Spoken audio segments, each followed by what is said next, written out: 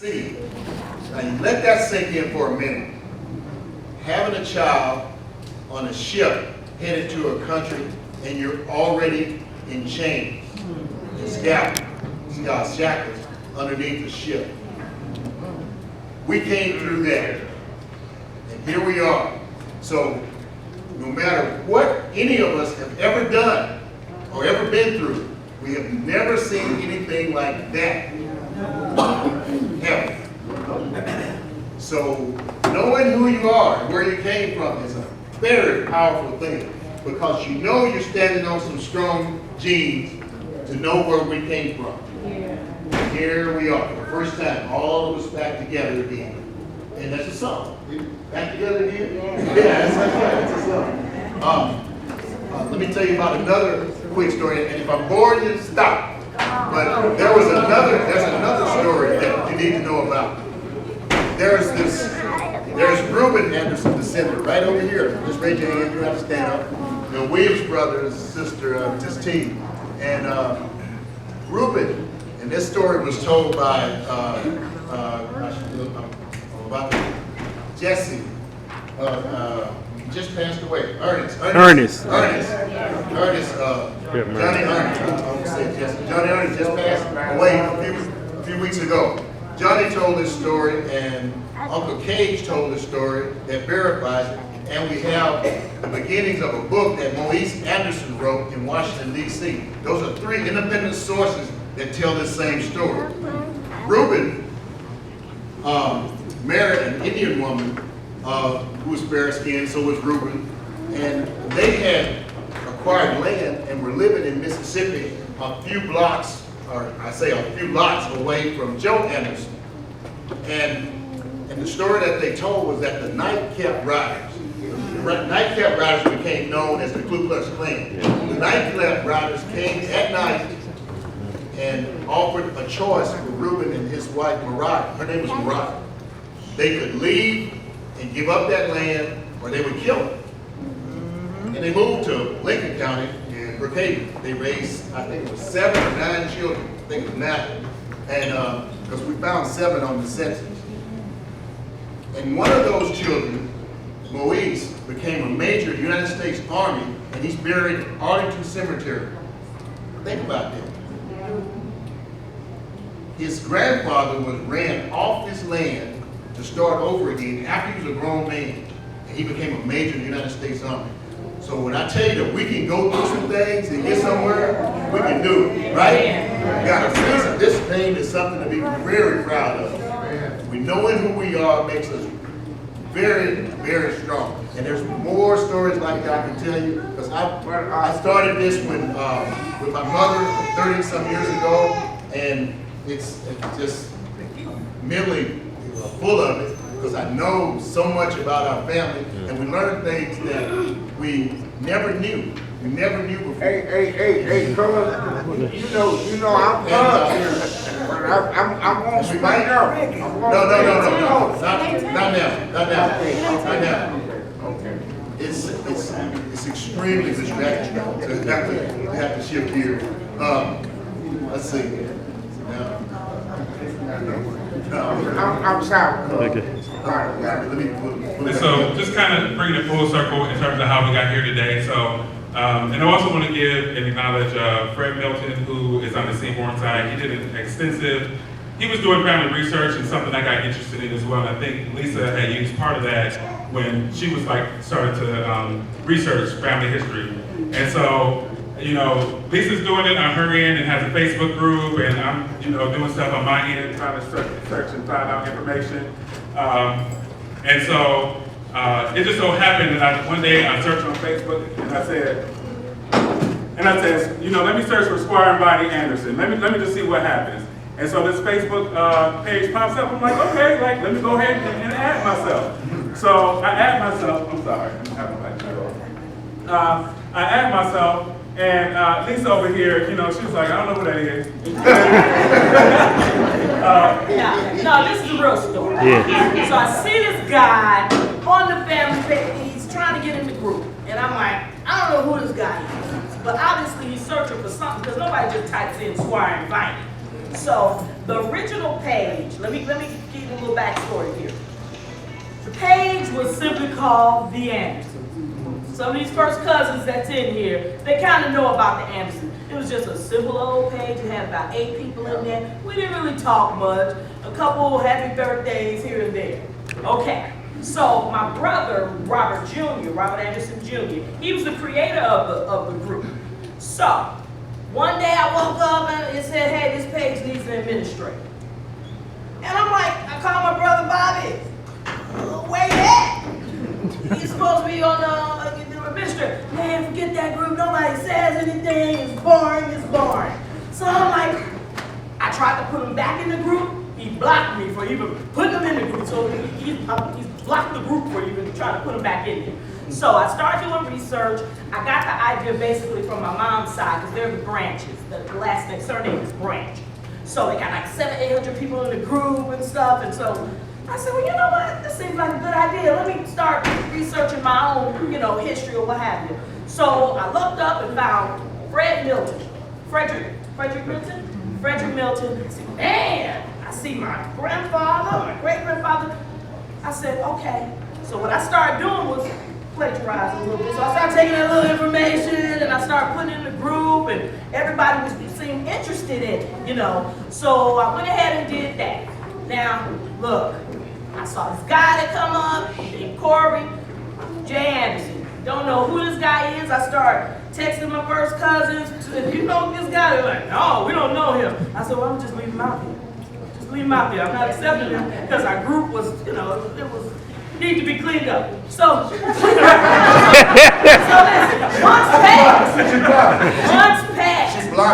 months passed later. She blocked the man. No, I didn't block him. I just left him out there. I just sat him out Didn't accept him.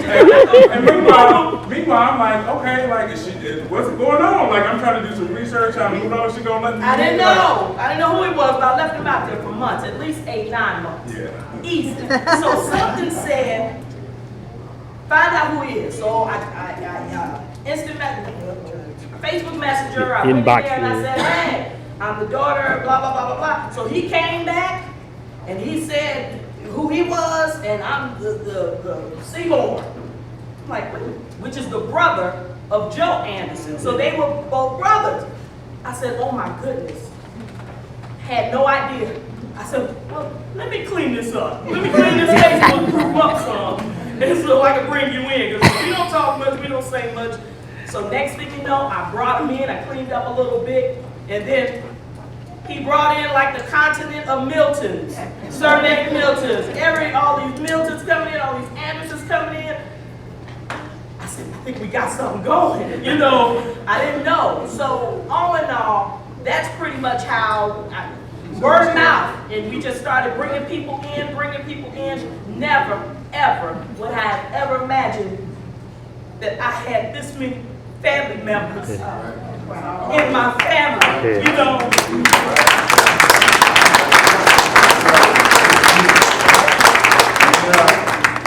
And it was one Saturday morning, I get up and I see a discussion going on this page, and where's Wallace? Where's Wallace at? I only see his hand. Let me just show you his hand. So Wallace said that it was about 25 active people on that site then, about 25 people. And Wallace got on it and he said, wait a minute, it's more of us than that. And I said, yeah, it's 18 of us out here in Houston.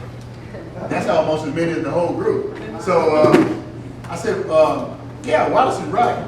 I said, we got 18, so we can make y'all group a lot bigger right there. I just put our group in it. And then I thought for a minute, I said, well, I know everybody in Rose Hill is kin to us. So Everybody. That whole town is Everybody. So now we're up to 100. And then I said, well, wait a minute, I got this family tree thing that my mama worked on. And I think there's a lot of people in that. So we pull that up. It's over 250 people in that. And now there are 1,600 names on that family tree. Now, the emotions are hard to handle. Yeah. But now, a lot of those folks have passed and they're not here with us before, but it makes us have a richer family history. We went to print this thing. The guys that printed said, y'all family tree kind of big. We were like, well, yeah, what we can do about that? He said, well, it's going to cost a lot of money to print all this out. And we said, yeah. He said, well, there's a way for you to cut this down some if you cut some of these trees out. And we're not doing that. We cannot have a hierarchy in a family. Mm-hmm. When you're family, you're family. Here, just think about this for a second. When we put that tree out, there are blood cells in every one of us. That's in everybody else. Yeah. That are the same cells that were in Viney and Sleeper Anderson. Yeah. Their cells live in us and our children and our grandchildren. That to me is just so amazing. And when you do this DNA thing, I did my DNA. And it's simple. You just spit in a test tube and send it off, and you wait a few weeks. And up pops all these people that are kin to you. Yeah. Well, some people gonna be coming up that's kin to you. You need to be ready for this. There's gonna be some surprises in there. Yeah. There's gonna be some surprises in there. Yeah. We make no apologies. We make no judgment. There's no judgment zone. Because we were not alive during slavery time. Right. We were not alive during the time when there was no car. Right. No, we got people here today that came on cars, airplanes, trains, and somebody might have came from on a boat. I don't know about that. But I know we got trains, automobiles, and airplanes all to get here today. Yeah. They walked, Everywhere. and some of them had a mule. Most of them did not have a mule. They walked. They walked. And so as far as you can go is walking, then your pickings is slim. Slim. Okay? And so all I'm saying is, when you do your DNA and you see some things that look a little odd, then just go with it. I met two cousins in Houston, Texas, and one of them is kin on the western side and one is kin on the Anderson side, and they from Waynesboro, Louisiana. Yep. Right there in the same city I'm living in. Now I know Houston is the fourth largest city in the nation, but they were right nearby me. And so do your DNA. I said this whole thing to say this. Do your DNA, it's like $50. And it helps connect all of us together. We found through our DNA, we found how the folks had told us, boy, you kin to them Ramsey. And Sheila, we found her. She's a descendant of Samuel Anderson, the Viney's brother. Now we know how we're kin. Okay? We found T right there, right sitting right next to us, the Williams brothers. We've always been told, Doug's your cousin. Me and Doug grew up and rode to school together and stuff. They kin to you. And girls is kin to you. Yeah. And I'm gonna tell you, the reason why the folks did that is because they knew the potential was great for the same thing that happened when Before we didn't, and couldn't do anything different. And so now it's important. It's a little different from the blood test when I got married some years ago. I don't say how many years ago. Do a DNA and make sure you're not, you're not married to cousin. Yeah. Too much technology out there. We got to for $50. Here's how that should work. You meet somebody, you like them, you think you might be the one, send off your DNA, and wait that 4 weeks and just court and talk. Just talk. Yeah. And when the results come in, then proceed. Yeah. Just talk. Listen, anybody want to go anybody want to go deeper with this genealogy stuff and the connection, I'll be glad to share that with you. I'll be glad to talk to you about it because Rick, hold on, Rick, hold on. Okay, go ahead. Okay, so this segment is called Honoring Our Elders. -T.